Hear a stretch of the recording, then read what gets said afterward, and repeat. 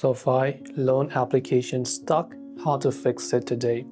If you've been applying for a personal loan on SoFi and then it got denied, right? So according to SoFi themselves, there are some reasons for a denied personal loan.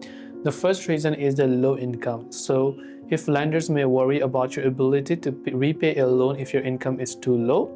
And the second reason is a variable income. If you don't always have a predictable income, as may be the case with entrepreneurs, freelancers, and seasonal workers, a lender might also have concerns about your ability to repay your loan.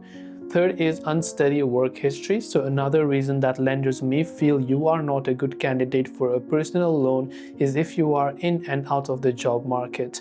So another reason is also a low credit score. Your credit score can be one of the most important factors because a poor credit score below 580 can mean that you've had difficulty repaying your loans on time.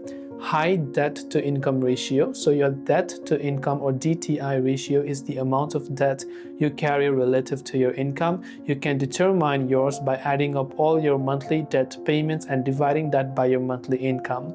So another is incorrect application information, not meeting lender requirements, requested too much money, incomplete application, and loan purpose didn't match the lender criteria.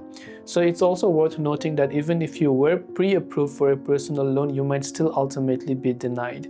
So I hope this video helped you understand and some of the things that you can do to correct it. If you have any questions, feel free to leave them down below. Thanks for watching. Do subscribe for more tips and tutorials such as these.